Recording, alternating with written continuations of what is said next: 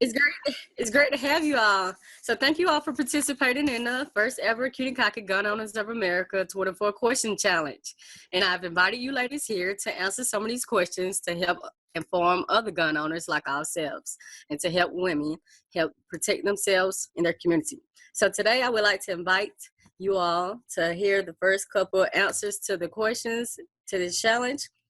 And number one, we have, what would be your advice to a woman living in today's society's best holster options for concealed carry? And I decided to choose this question because, of course, we have the first top brands here with us today. We have Jan with Incognito wear. We have Joelle with Dark Alley Denim. We have Marilyn with Nickel and Lace, and Christian with Packin, and of course myself with Cute and Cocky. And we feel that these are the top brands in today's firearms industry for women, and they will tell you why themselves. So Joelle, what question will you be answering for today? So I'm answering question number 20. And number 20 states, state why everyone should learn a form of self-defense or martial arts for physical self-protection. So I am new to the concealed carry industry, and I actually didn't start carrying a firearm until probably 5 or 6 years ago.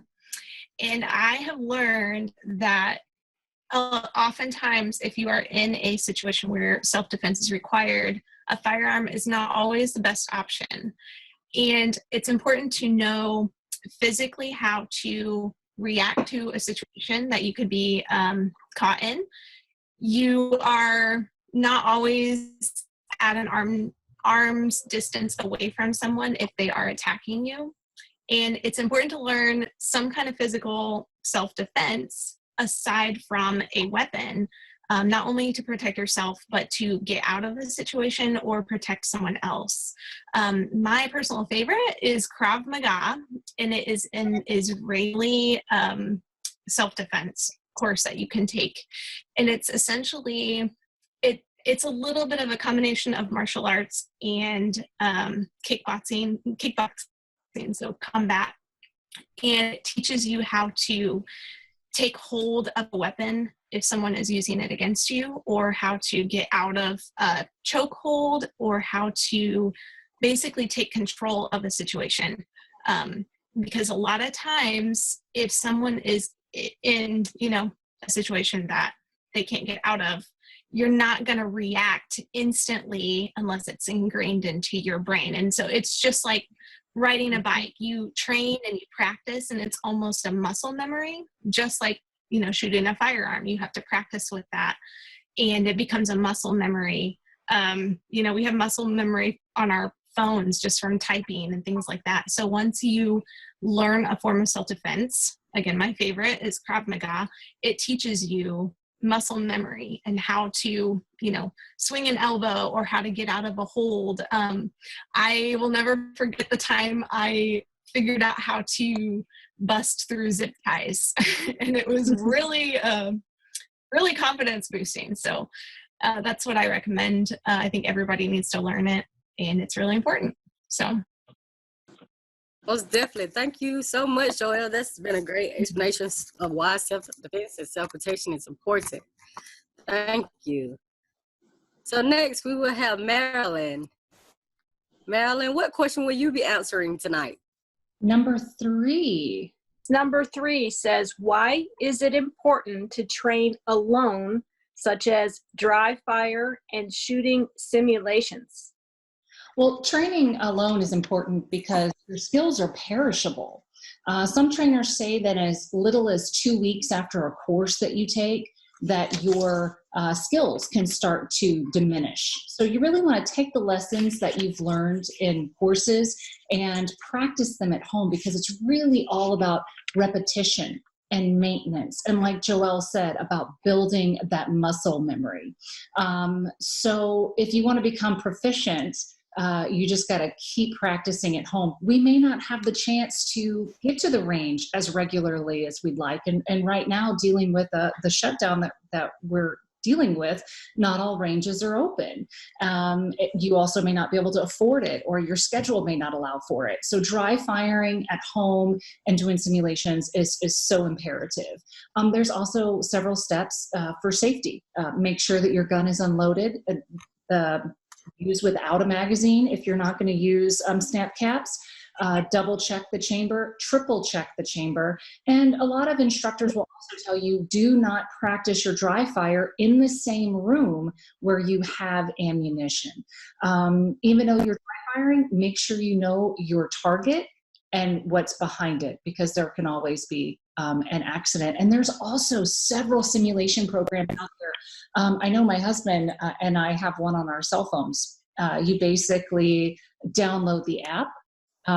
You attach an accessory rail, and it collects the data of your performance and helps you understand where you need to improve. And as far as training alone goes too, we're all owners of concealed carry garments, concealed carry holsters. And so it's important for us to remind our customers that when you are practicing at home and you're doing your draws, make sure you remember to clear your clothing the proper way. If you have more than one way that you carry, because a lot of us do for different outfits, that you practice all the different forms of carry that you actually use outside of your home. And if you have questions, bring it to a trainer and ask them. They'll be more than likely to help you. But this is especially important for women because we tend to carry in different positions on our body or off body.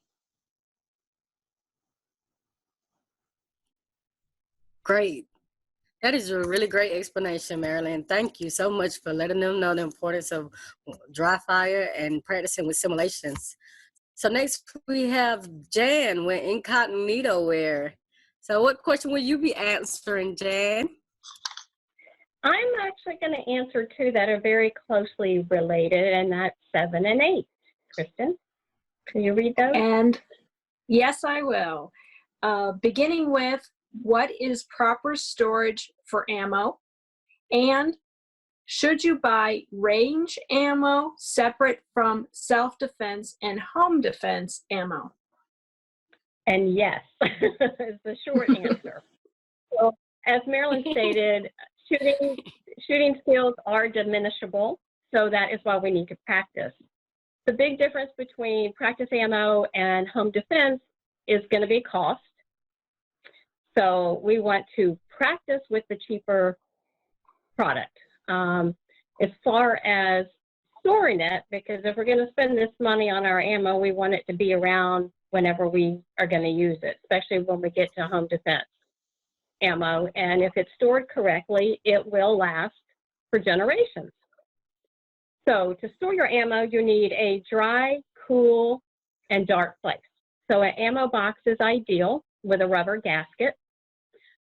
So we want to keep it dry. Why do we want to keep it dry? Because moisture and gunpowder is not a good mix.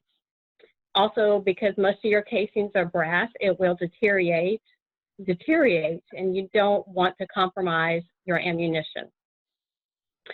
Keeping it cool, but not cold. Don't want to keep it hot. So it's not so much the temperature per se as you have those swings of extreme, especially if you were to keep it in the garage. You get it really hot in the summer, especially here in the South, or really cold up in the North. So an interior closet or perhaps a basement. But again, with the basement, you have the moisture aspect of that. And then just keeping it dark because, again, the UV rays of the sun can deteriorate your casings. So we're going to buy ammo, we're going to buy training ammo, and we're going to buy home defense ammo. So the difference is a full metal jacket is your range ammo, and a hollow point is your self-defense ammo. And the hollow point, when it shoots, like our safety, one of our safety rules is know your target and what's beyond it. So the hollow point is made to expand upon impact and thus slow down the forward penetration and cause the most damage. So if you think about apartments, everybody's lived there and your walls are pretty thin. If you were to fire a range ammo, it could travel through your apartment, through the next apartment, and the one after that. So we don't want to do that. So that's why we use home defense, self-defense, ammunition is because it's going to stop upon impact and expand. And it is more expensive. So it's going to literally look like a hollow point. I should have had one to show you, but I think y'all know that. And that's kind of it. Just, it is an expensive hobby to take, but it is important to train. And when you spend your money on your ammo, you want to make sure that it's going to be around for yourself and possibly your children. And if it's stored correctly, it will be. So hope that helps. Wow, amazing, Jen. That was most definitely a great in-depth analysis of why you should understand the differences between your ammunition at home and storage. Well, thank you for that. And we're going to have Christian answer a question. Marilyn, would you like to? I'm going to answer number 22. I actually don't have the list in front of me. I'm so sorry. I have it. So 22 reads, which subcompact and compact handguns are the most affordable and easy for use by women and men? That's the question I'm going to answer. That is a very loaded question. I intended the pun. You want to choose a handgun just like you would choose your car. Lots of car models out there. There are lots of firearm models out there. And if you take a look at the car that's in your driveway or in your garage, you probably have 3, 4, 5 reasons you picked that car. May have been towing, maybe you wanted a pickup, maybe you wanted a sunroof, maybe you wanted leather interior. There are reasons you pick that car. And when you go to select a firearm, you should have the same kind of list. This is what I want. And I know that because I've tried out this gun. Go to your range. They will let you rent a variety of different firearms. So try out what you're going to buy before you buy it. I have 3 or 4 things about my favorite firearm that I can tell you that's why I have that firearm. And it's not a one-size-fits-all. Just because you may know somebody, maybe your best friend has a firearm, doesn't mean it's right for you. It comes down to a lot of different factors, the size of your hand, your grip strength. Some people like to have their firearm more balanced, more are worried about the recoil, what happens after you fire that firearm. How are you going to carry it? If you're going to conceal carry it, makes a difference between a larger firearm you could have for home defense that stays at home. You don't have the same considerations as you do if you're going to be carrying that firearm in concealed carry. And then it comes down to how you want to carry it. So for some, that means you want to look at a single stack versus a double stack. Just depends on where you plan on putting that firearm if you're going to carry it. So in short, I don't believe there's a one-size-fits-all. I think it's individual. And really, they say the best firearm that you can carry is the one you are trained on and you know how to use. Great, Christian. That is a great response to the question. I feel like that answers all my questions into what gun is properly for me. Well, thank you, ladies, for participating in today's 24 question challenge. I feel like you all provided some very knowledgeable and insightful information that can help women and men out here. So we would like to thank you all for participating, and we will see you all next time. Thank you. Bye.